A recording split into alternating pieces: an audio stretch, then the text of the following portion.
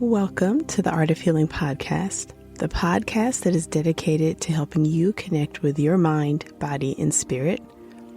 This is Charlyce, physician and Reiki master, and thank you so much for joining me. I would like to remind you that although I'm a physician, the information you receive in this podcast is for educational and entertainment purposes only. You can find my full disclaimer at my website, www.healingartshealthandwellness.com. If you like what you hear on this podcast, sign up for my weekly newsletter. Check your show notes for more information and for the link to sign up. Thank you.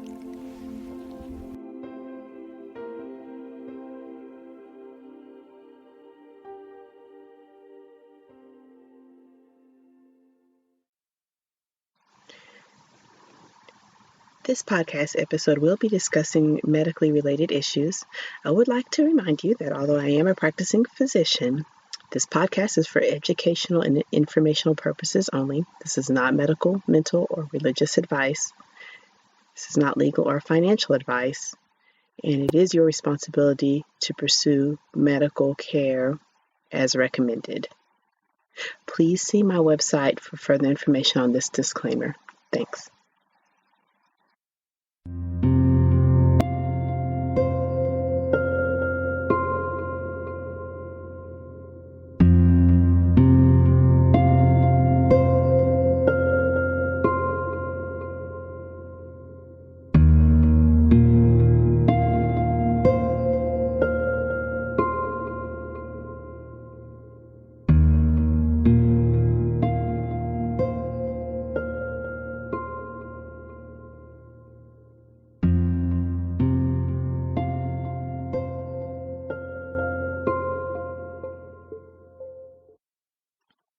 Hello and welcome back to the Art of Healing podcast. This is Charlyce, and as always, thank you so much for joining me for this audio content.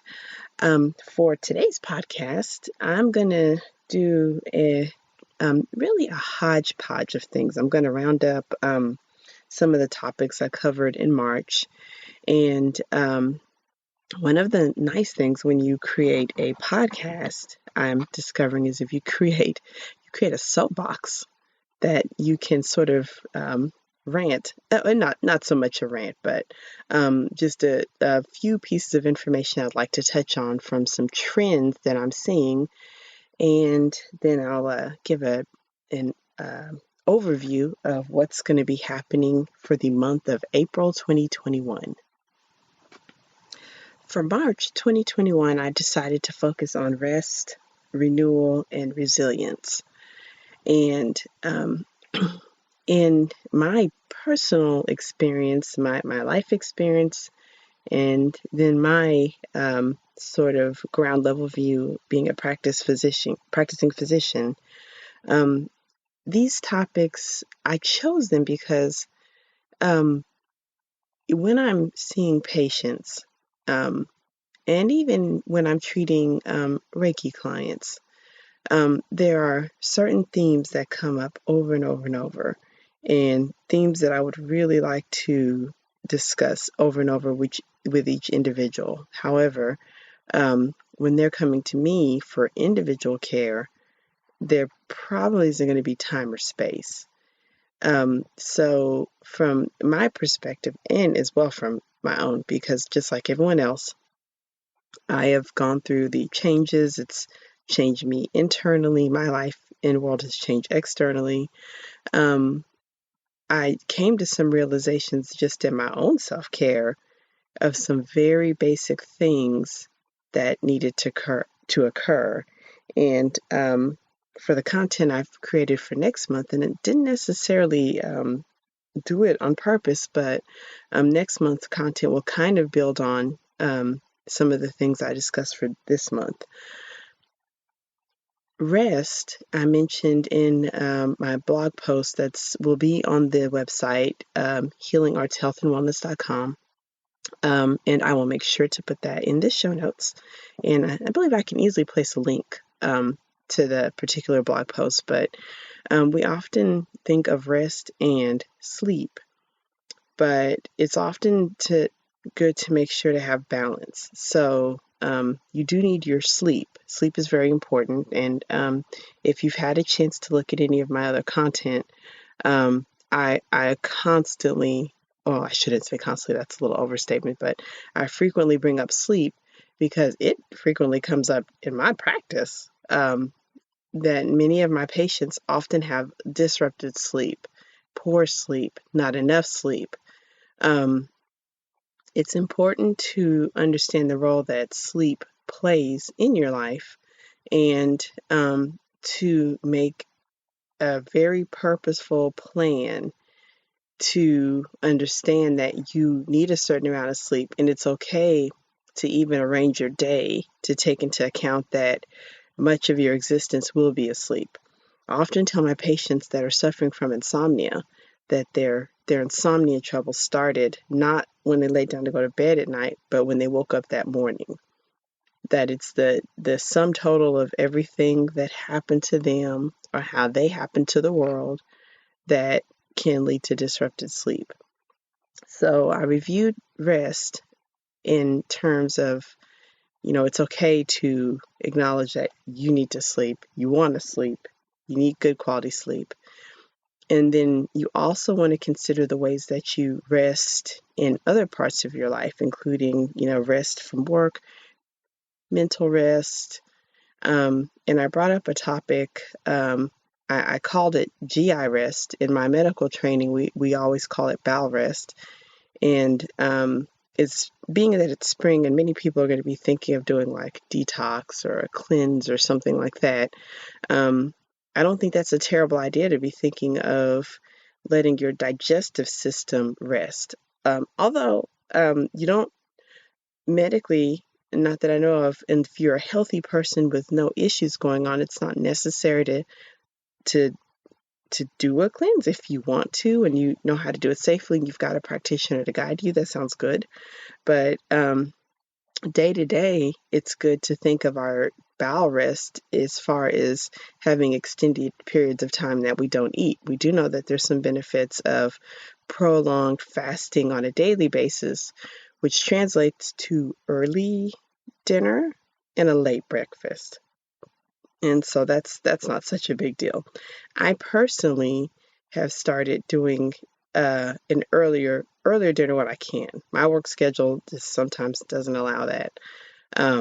But a later breakfast I can, and that's been really nice for me because in my morning routine, I can place time on doing the things I really love to do, and now I really need to do to get myself going in the morning, which is either a session of yoga or a session of meditation. And then, I've switched to just doing like a smoothie, which I can do at work and be consuming that in between patients, and then eat either breakfast or lunch later. And there have been some benefits as far as physically, helped me lose a few pounds, and then definitely mental, because I'm finding that in my mornings, I really need the time of deep breathing, some deep stretches. I really need to not let the external world dictate what's going to happen in my brain, if I can. Renewal, I thought of course, because it's spring and we just had the spring equinox. So of course it's a good time to be thinking of, renewing your routines and a refresh and those kind of things. And on my blog, I had a really interesting month. I covered the details of what happens when you sleep, which we know as sleep architecture. Really interesting topic, and I find it interesting just because for so many individuals who experience disrupted sleep, their experience of it, well, of course, everyone's sleep is different anyway, but, what wakes you up and when, that's fascinating. Of course, if it's external things like an emergency, an infant that needs to be fed, those are different life circumstances, but in general, if your sleep time is going to allow for a normal sleep period and then something's waking you up, I feel that can give you some insight into what is happening in your internal world and in your body. So that's in the blog post. And then I had the honor of hosting a few guests on both the podcast and my blog. So I had a fascinating, wonderful conversation with Bailey Bruce, who is a Reiki master, a certified natural healer who is doing some amazing things in her healing practice. She can be found at naturalnativewellness.com. If you're interested, it's the podcast that's titled Bridging the Gap. And I think it's a really interesting situation that she and I got a chance to talk about our perspectives on healing and how all is one. We're both Reiki masters, but I'm an allopathic physician. So she and I got to discuss what we perceive as the gaps and how to bridge those as far as healing. And no matter where your perspective is in life, I think you can agree that like there are some gaps as far as how we approach other humans in all kinds of situations. So that was an honor, very fun. If you haven't had a listen to it, I strongly encourage you to have a listen to the Bridging the Gap post. And then on my blog, I have an interview with my personal guru, Sarah Alavi. She is an intuitive healer and the owner of Sarah.guru. I've put in my blog post all the details of how I came to know this amazing individual. But I definitely wanted to discuss a service that she's offering, which is yoga therapy. So that's going to be in the blog post. So again, I'll make sure to put a link. And we had a really interesting topic. Something she brought up that when I was creating the post that, and like I said, now I'm discovering this is my soapbox. She brought up something interesting about her work with clients that are preparing to die. Some people use the term transition. That she has been approached over the years many times by individuals who are wanting to work with her, who are going through the dying process. And her discovery of what it's like to work with these people and what she can offer them. And she said something really interesting that when she does yoga therapy with these people, that it helps to bring them internal peace, which helps in their transition, helps in the dying process. And then this in turn helps with the healing of the loved ones that will survive this person's dying. And as we were discussing this, of all the ways I thought of yoga therapy, I had not thought of it as a way to help the dying. Sarah is highly trained. She has trained thousands. She's treated thousands. So she is a very expert in this field. But it's once we were finished, that was something I really thought a lot about, that of the ways that we help our dying, our family, our dying, my dying patients, that having something like yoga therapy and, as she put it, the boundless remedies, because yoga therapy is based in Ayurveda, which is a 6,000-year-old healing system. And as she said, like she's right, you will never run out of healing techniques in a system that's based in something that has so much history. So I will make sure to include in the show notes where you can find those pieces of content. And next, and not that I have many, many topics that are, to quote one of my old patients, are gnawing at my gall. One of the fun things about being a physician and interacting with so many humans is I learn a lot of sayings over the years that in my personal life and, culturally in your own family, you'd never hear. Oh, no, it's getting in your gall. It gets in your gall. So I'd heard this from a patient, and he would say this just so particularly, and I never knew even what a gall was. But when he said, I was like, I get it. It gets in your gall. Anyway, so one of the topics I wanted to touch on, and hopefully, if listeners, you have a relationship or will seek a relationship with someone to provide your health care. And keep in mind, I'm in the United States, so the system I know is Western medicine. But if you're listening anywhere in the world, if I hope that you have some sort of healer, practitioner, physician, nurse that you can touch bases with for your own care. Vitamin D supplementation is important, and we all want to make sure we get enough vitamin D. There is a very particular thing that is happening. I don't know how frequently it's happening, and I know that probably other physicians are witnessing this, but because so many individuals have heard vitamin D can help lower your chances of getting coronavirus. Or if you have enough vitamin D in your system and you get coronavirus, vitamin D can protect you from getting sick. And so people are purchasing vitamin D and taking vitamin D and sort of thinking, well, if a little's good, a lot's better, and are taking potentially very high amounts of vitamin D. This is causing vitamin D toxicity. So I have seen a number of cases here in the past few weeks of patients I'm evaluating. I check their blood work, and their vitamin D levels are 2 to 3 to 4 times higher than what a safe level should be. Vitamin D is part of a class of vitamins called the fat-soluble vitamins. Fat-soluble vitamins are vitamin A, vitamin D, vitamin E, and vitamin K. So the rest of the vitamins that we take in are water soluble, and it's a fairly long list, like vitamin B and vitamin C. All the vitamin Bs, the vitamin Cs, folic acid. So in the rest of the vitamins will be soluble in water.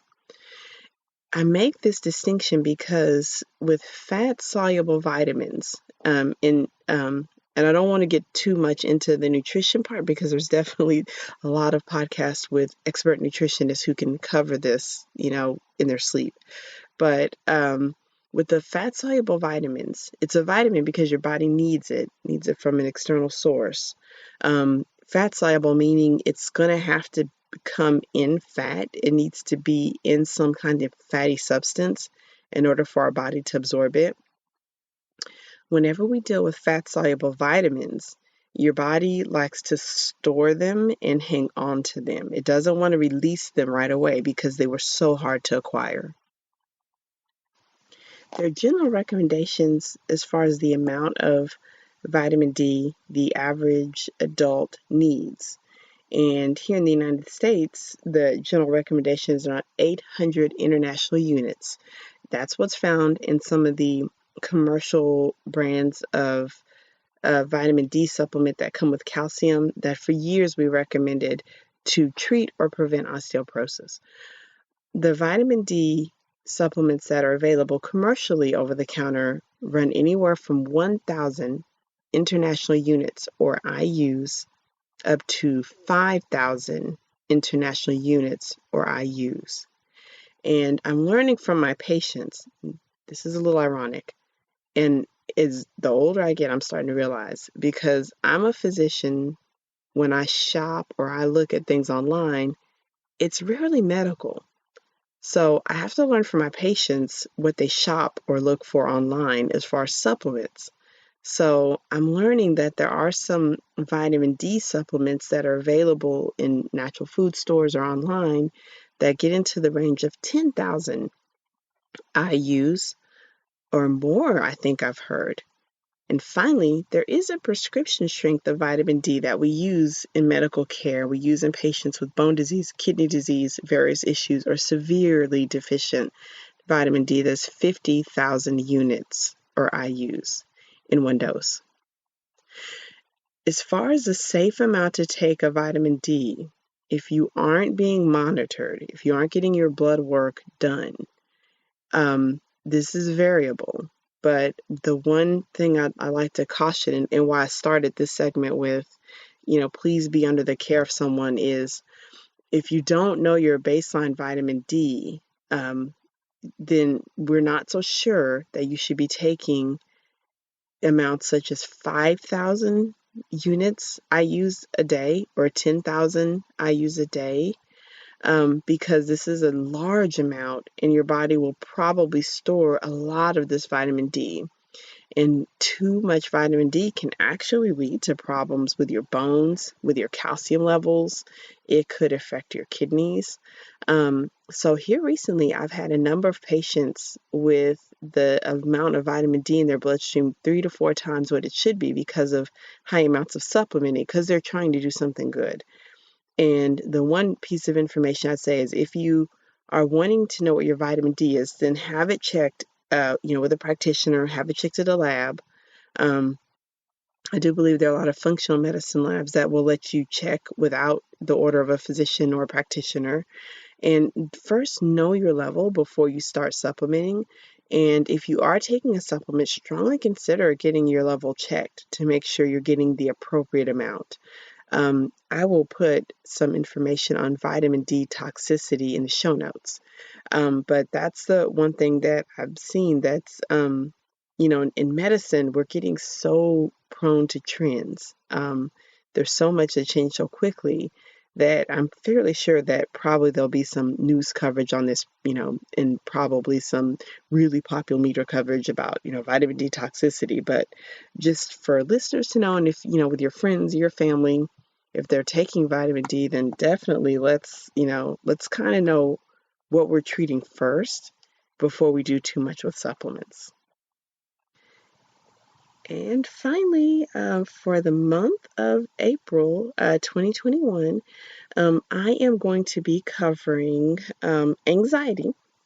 So there will be a podcast on the basics of anxiety, what it is. Then I will do a podcast on the energy body and anxiety, my favorite that I like to do. So we'll do chakra blocks, or what's going on in the chakras in anxiety. I'm going to cover the topic of being awareness, and particularly awareness that the world around you doesn't necessarily support you being healthy. Some observations you can start to make in your world.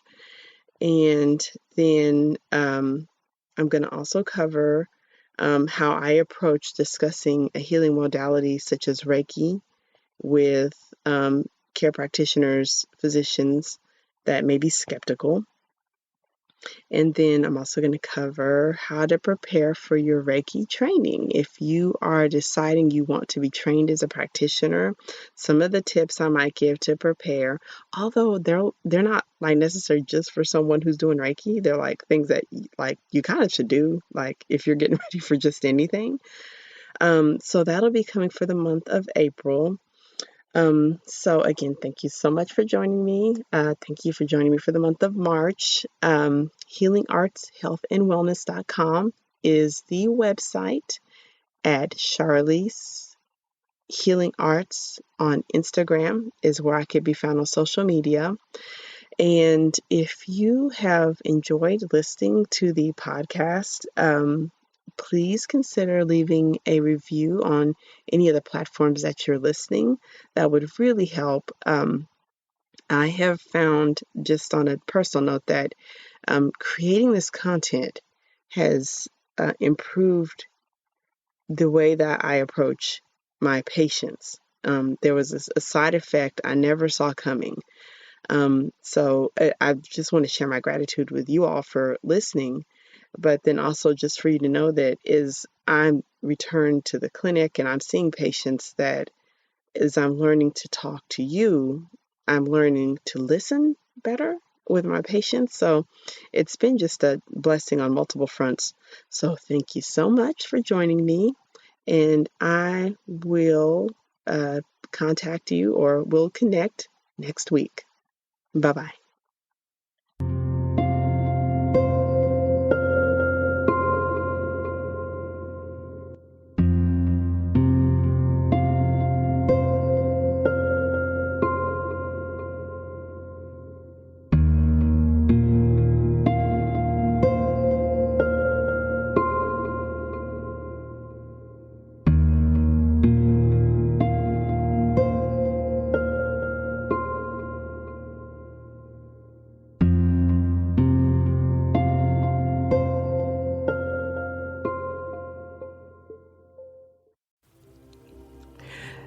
Thank you so much for joining me for this episode of the Art of Healing podcast. Once again, this is Charlyce. You can find out more about me at www.healingartshealthandwellness.com. Did you know I have a blog as well as online courses? Check your show notes to sign up for more information about healing arts, health, and wellness. Thank you. Please feel free to share this episode with your friends, family, and loved ones.